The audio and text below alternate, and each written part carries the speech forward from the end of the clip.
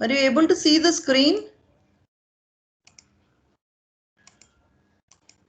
Are you Yes, able to ma'am. see the screen? Yes, Yeah. ma'am. Yes, Yes, ma'am. Yeah, yes. yeah. So now, what was the role of this IMF and what was the role of World Bank? I think I had already discussed you the other day itself when I was explaining in the class.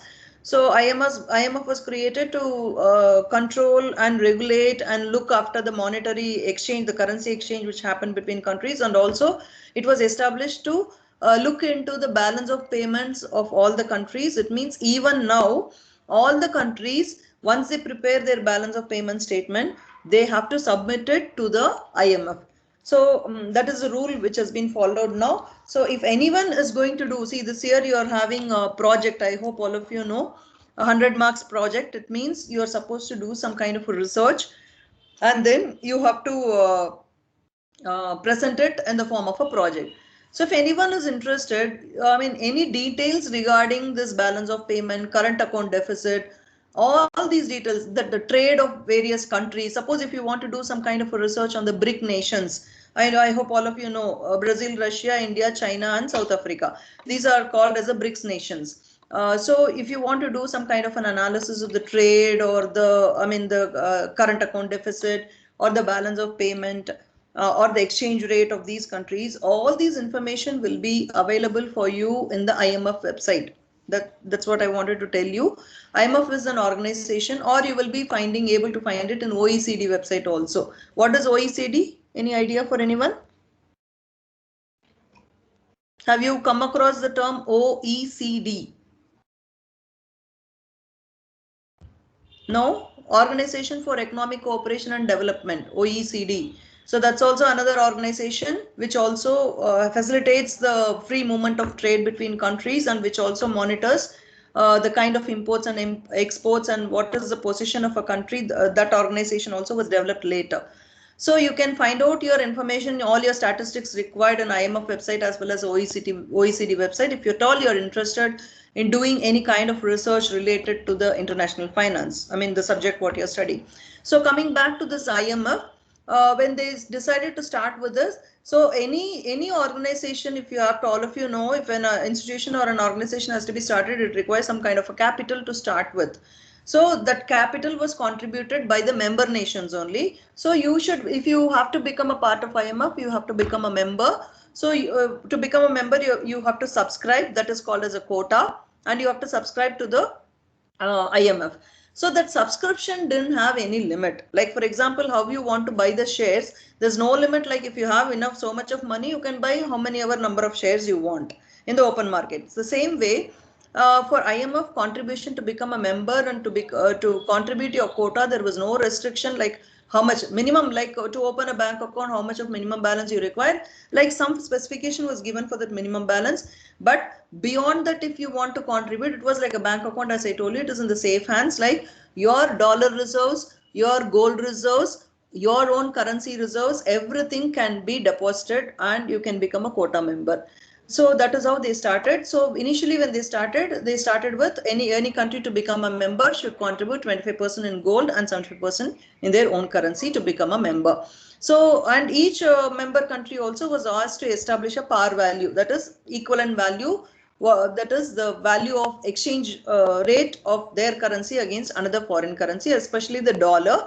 And they were asked to exchange that, maintain that par value or the fixed exchange rate plus 1 or minus 1%. It cannot, the par value of the currency, like for example, if it is decided $1 is equal to 20 rupees Indian currency. $1 is equal to, if I have to buy $1 or sell $1, it is equal to 20 rupees. If it is fixed, then that is fixed. So it can maximum move up by 1% or move down by 1%. So move up means 20 plus 1% is 0.2. So 20.2, or it can go to 19.8. That is how it was done. And if any further, like if you have to devalue your currency, like if you feel that you're not able to have enough of trade, you're not able to get enough of dollar reserves. So every country now moved towards, from instead of keeping the reserves in the form of gold, they moved towards, in the Bretton Woods system, they moved towards keeping the reserve in the form of dollars.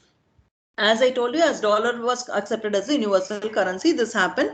So every country's central bank was supposed to build up the dollar reserves. So that is how slowly it moved towards the dollars. And the basic purpose of this monetary system was to facilitate the expansion of world trade and to recognize US dollar as a universal currency or as a standard value of a currency.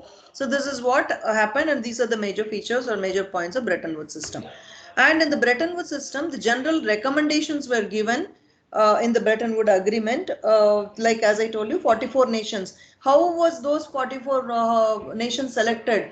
Was India part of the Bretton Woods Agreement? No, only the developed nations were a part of that Bretton Woods Agreement. As I told you, at that time, 1947 only we got our independence, but still, because still we were a colonial country, Britain was a part of the Bretton Woods system, and they established a value for their currency against Indian currency.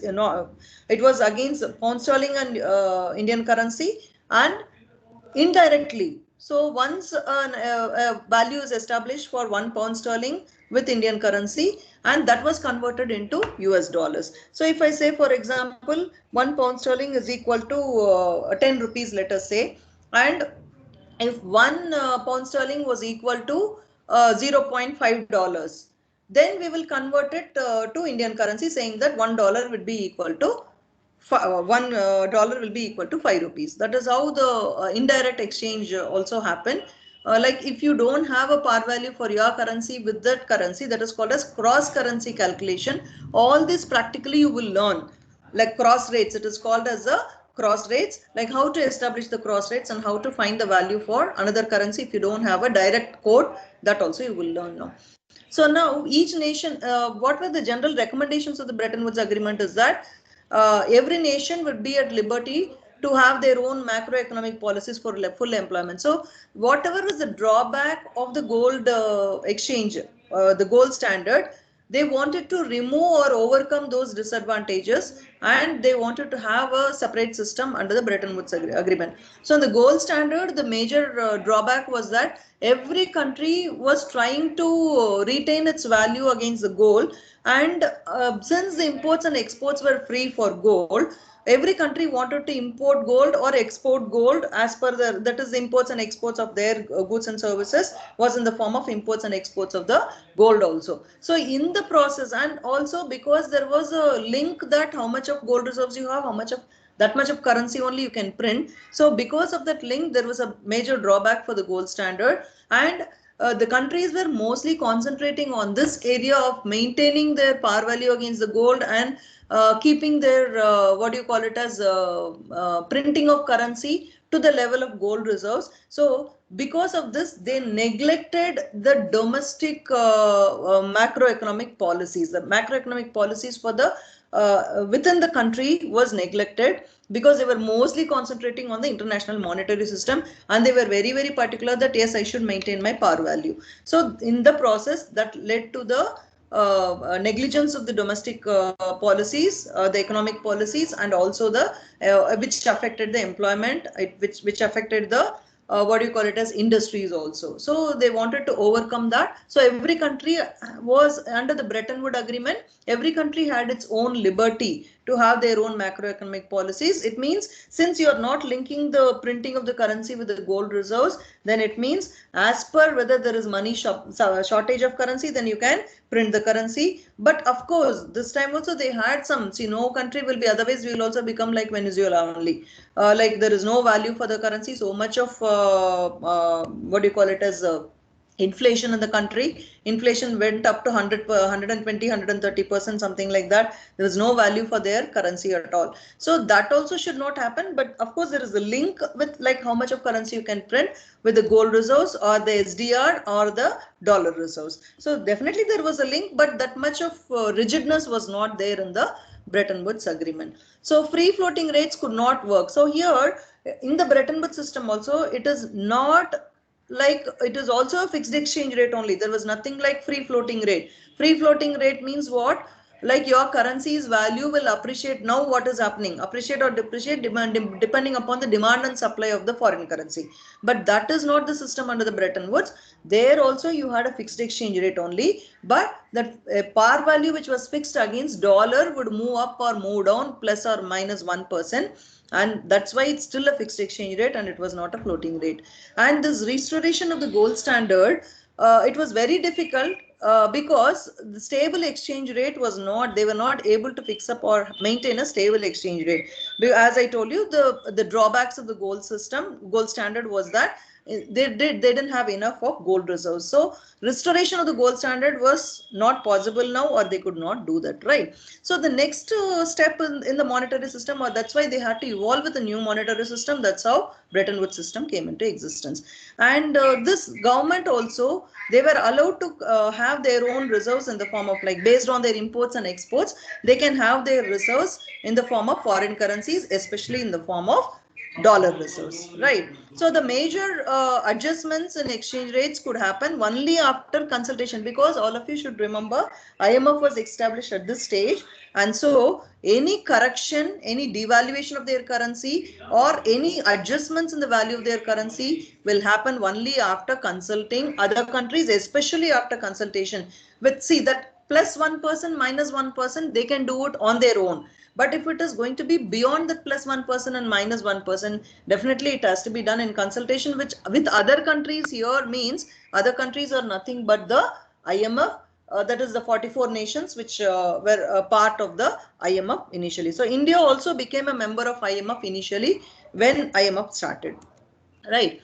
So now what is the role of IMF in the international monetary system is that basically to maintain the order in the international monetary system and also maintain the stability in the exchange rate values of various countries, and also to overlook, have a what do you call it, as regulatory sort of thing, and monitoring the trade which is happening between the countries, the system of exchange rates and the international payments. So only when trade happens, or only when the capital moves from one country to another, the payment system arises there, the exchange rate, the payment between countries happens. So to monitor that also, the IMF took the role of monitoring that also. And IMF's another role was that it should hold the gold reserves and currency reserves that were contributed by the member countries. So what is the use of it? So all of you know what is the work, or what is the function of a commercial bank. A commercial bank, how does it function? It accepts deposits and lends money. The same thing was what IMF also was doing. It was accepting the gold reserves and the currency reserves which were deposited by the member nations. And what is it going to do with that gold reserves and the currency reserves, what it has got? Obviously, that will be utilized for helping some other nation which has a deficit in its BOP, or which for a nation which is not able to come out, like what is happening to Venezuela now. IMF definitely is helping. So that also you will be learning later. So, I mean, what are all the crises, the Asian crisis which happened in the year 1996. Likewise, the global economic crisis, and even Singapore had a problem once. So all these problems faced by the countries. Thailand had a problem because it pegged its currency to dollar, US reserves, US dollar. That is basically called as Asian crisis in 1996-97. So for all this, the IMF will help these countries to come out of the crisis, whatever they are facing, like how it helped India in 1991 when we had a balance of payment crisis, when we were not able to pay off our imports. Then at that time, even the IMF also helped India. So likewise, with whatever reserves they have, they'll be helping various countries when they have any issues. If a country is facing any problem, then IMF will help them by lending the gold, or by lending their own currency, or by lending the dollars. But of course, it won't do it free of cost. There are certain terms and conditions which has to be followed. But though IMF was established in the year 1945, as I told you, when they started, later I will give you, I'll be explaining in detail about how many countries were a part of IMF, or I can also give it as a assignment to you to do that work, to find out like how much of what is the quota, and how many countries initially participated, became the member nation, and how many countries are there. More than 186 nations are a part of IMF. Though when they started, 40 to 45 countries became the members. Now more than 186 countries are member nations of IMF.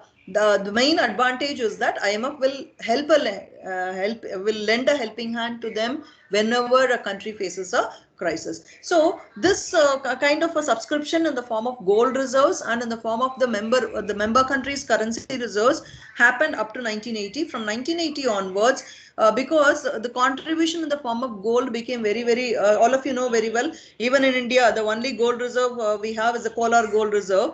But now in India we don't have any kind of gold production. That's why India is the highest importer of gold. After oil, we are the highest importers, net importers of gold, because so much of gold is in demand in our country.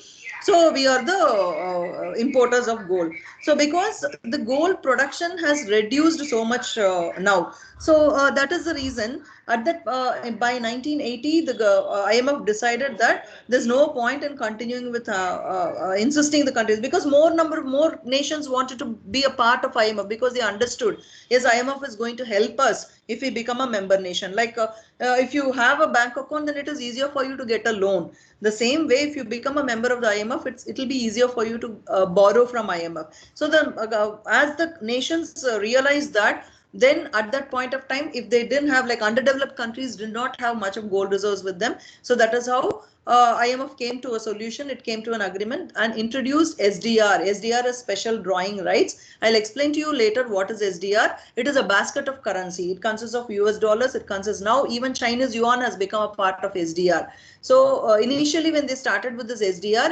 it was a basket consisting of US dollars, what do you call it as British pound sterling, the French franc, the German Deutschmark, and then the Japanese yen. These were the currencies which formed the SDR when they started with SDR, basket of currencies. It means if you want to become a member of IMF after 1980, if any nation became a member of IMF, then they would contribute. Not only if they have gold reserves, fine. If they don't have gold reserves, they will be having the forex reserves with them, foreign exchange reserves with them. So they can contribute in the form of dollars or pound sterlings or Deutschmark or the French franc or the Japanese yen. So these were the 5 currencies which became a part of SDR. Now the 6th currency is, of course, the German Deutschmark and French franc has been replaced with euro now, because most of the European nations are using euro, which is a common currency. That happened later. So by 1990s, they started later in 1990s, they decided to have a common currency, that is euro. So now Deutschmark and French franc has been removed and euro has become a part of the SDR. And now recently, the past 3-4 years back, Chinese yuan also has become they also call it as Chinese renminbi, or it's called as Chinese yuan. That has also become a part of the reserve SDR. So now the question arises, why India's currency cannot become? We cannot, because if to become a part of SDR, there are certain rules and regulations to be followed. Like it means you should be an exporter nation, and your export they have a specification that this much of exports you should have. But for India, we can never achieve that status of trade surplus, because we are totally dependent on the oil imports, and we are always becoming an importing nation rather than an exporting nation. So, but China has overcome that, and it has become an exporting nation. The exports have increased exceeded its imports. So its currency also has become a part of the SDR. So SDR was introduced in 1980. I hope all of you are following it. All of you are following it? Yes, ma'am. Yeah? Okay. Yes, ma'am. So, yes, ma'am. Any devaluation of the currency by any country should be done only with the consent of, as I told you, plus or minus 1% was acceptable, but IMF role was that to take care of even the exchange rate fluctuations, and if any country is going to devalue its currency, it has to be informed to IMF, and a fund member can change its par value only with the approval of the only with the fund approval, that is IMF approval, and only when the countries. So I think, is it visible? The last sentence is not visible for you? No, ma'am. It's not visible, I think. Yeah, one second, wait, I will show it in this one. Yeah, now is it visible? Yes, ma'am. A fund member can change its par value only with the fund approval, and if only when the country's BOP, balance of payment, is in disequilibrium. Disequilibrium means they are not able to pay off their imports. That is, imports are higher than the exports, and there is not only imports are higher than exports, disequilibrium also happens when a country's balance of payment in the debit side is more than the credit side. So the next in the second unit, what you're going to learn is how to prepare a BOP statement. So you will understand what is a disequilibrium. But a balance of payment statement is just like a bank statement. What you are preparing, debit will be the withdrawals, credit will be the deposits. So here credit will be the whatever foreign currency which is coming in for the country will be credit. Whatever foreign currency which is going out of the nation will be the debit. So disequilibrium will happen when the debits are more than the credits. So only in such case a country can devalue its currency or change its par value, and that also can be done only with the approval of the IMF. So now when this was happening, all of you, I've given the date of Bretton Woods system. From which date to which date the Bretton Woods system worked? From which year to which year? 14 to 44 was gold standard. 19. Bretton Woods system was from 44 to 72. yes, 44 to 72, almost till we started with the floating rate system. So now when all this was happening, slowly what happened is, all of you, as I've told you, US took over the position of creditor nation. All that was fine, but what happened to US also, it's not that always a country will have its surplus only. So what will happen when there is more surplus, that also I have explained to you. I mean, when you are continuously exporting also, when you are having more of surplus also, there will be always some kind of a issue for a country.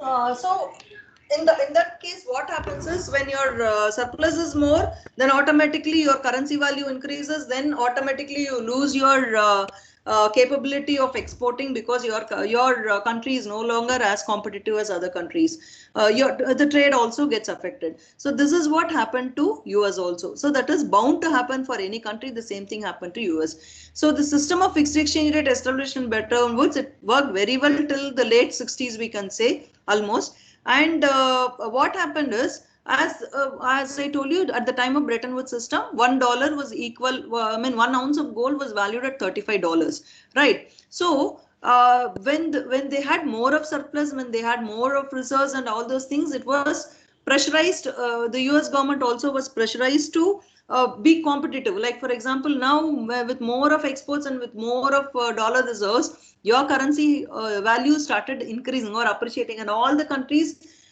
here, one thing you have to understand is, it so happened that most of the countries under the Bretton Woods system, since gold was the output of gold was not that much, and also since gold was in great demand, the countries could not have gold reserves. What was the alternative for the countries? They should have dollar reserves. So here, imagine, most of the countries prefer to have dollar reserves, dollar as their reserve currency, or most of the countries' central banks prefer to have dollar as their reserve currency. And now what has happened is, dollar was held by other countries more than what US had it with itself.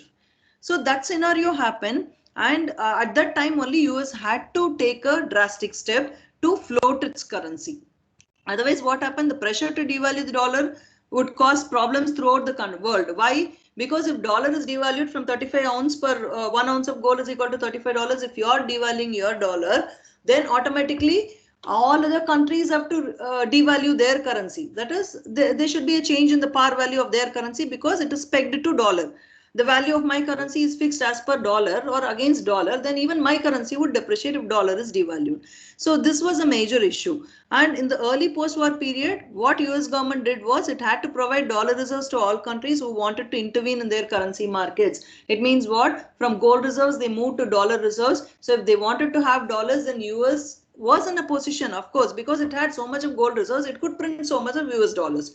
So when it had so much of US dollars, it felt that, okay, I can lend it to somebody. So it started lending it to its currency to other countries also. Then what happened? US dollars, which held abroad, that is, because US dollars was considered to be the most tradable or the most universally accepted currency and marketable currency, which could be easily, which was easily accepted for the trade. Like, for example, as I told you, the OPEC countries also, from the gold standard, when they moved to the Bretton Woods system, they started telling all the countries that if you're importing oil from us, you should pay to us only in dollar.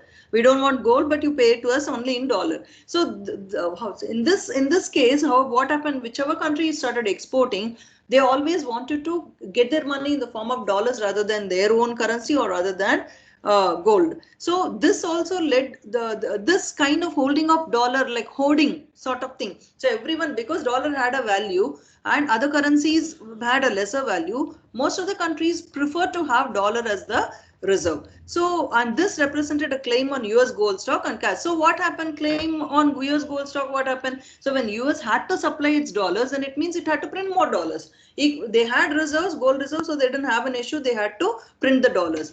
And this caused some kind of doubt on the US ability to convert dollars into gold upon request. So why only when the countries requested, US had to print the dollars and then it supplied. But then by the time most of the countries, especially as I told you during the Bretton Woods system also, Britain was against this Bretton Woods system, but still they had to accept this because their country was very badly hit by war. So they were not able to recover, so they didn't have any option but to accept that US dollar will be a universally accepted currency.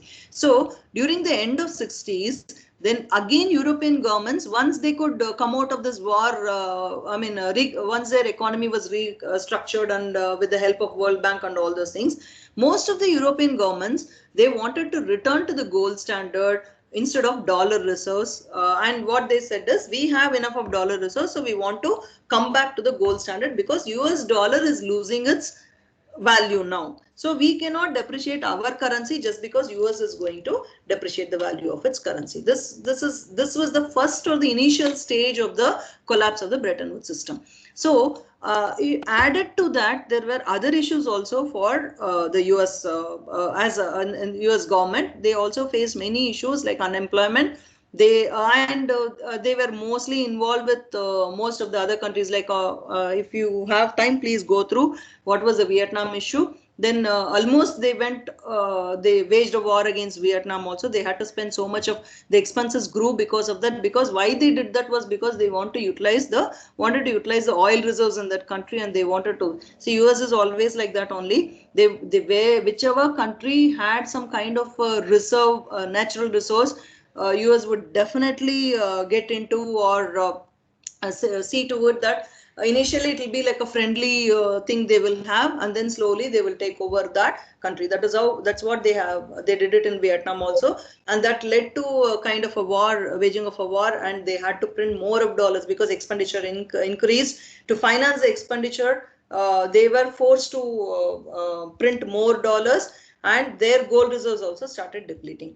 So by end of 1960s, the dollar was overvalued, and because USA had to spend and they were also dependent on certain imports, so their trade balance also became highly negative. It means their imports were higher, and their balance of payment also started slowly becoming, they also started having current account deficit. So this large amount of US dollars, as I told you, was held outside USA because everyone started hoarding and they started keeping the gold reserves for the trade, whatever happened. So by the end of 60s and early 70s, Nixon was the president there. So in US, so what he did is all of a sudden, that's why it's termed as a Nixon. Today, what I will do is I'll post this article in your Google Classroom. Please read that. It's a very, very interesting article. Like what happened, what was the scenario? It is like a story only. It will be very interesting. Please go through it. Nixon decided that we will not have this fixed exchange system because they wanted to devalue. See, in the Bretton Woods system, US was had to control itself, and it was not allowed to devalue its currency because most of the other countries were pegged, other countries' currency was pegged to US dollar. It means the par value was fixed against US dollars. As I told you, if US is going to devalue its currency, it's going to affect the entire world. So they were forced to do it. They were not allowed to devalue, but that caused so much of issues in the country, including unemployment. And because of this Vietnam issue also, and they had to deplete their gold reserves because they had to see, when you start printing so much of currency, definitely there will be inflation in the country. So inflation was another major issue which US was facing. So at that time, Nixon decided enough is enough. We are going to stop this fixed exchange system. And he said, due to increased money supply, inflation and speculation on the devaluation of USD, he closed the gold window. So you won't believe, during that time, during the 1971, all the forex for 3 weeks, the foreign exchange markets were closed. That's why it's called as a Nixon shock, because he decided about this, that is going to close this system of fixed exchange rate or the Bretton Woods system. For 3 weeks almost, the foreign exchange market in the entire world was closed because of this. So now I think I will stop with this. It's already time. Tomorrow I'll be discussing about the next thing, that is the Smithsonian Agreement. So children, do you have any doubts so far in this?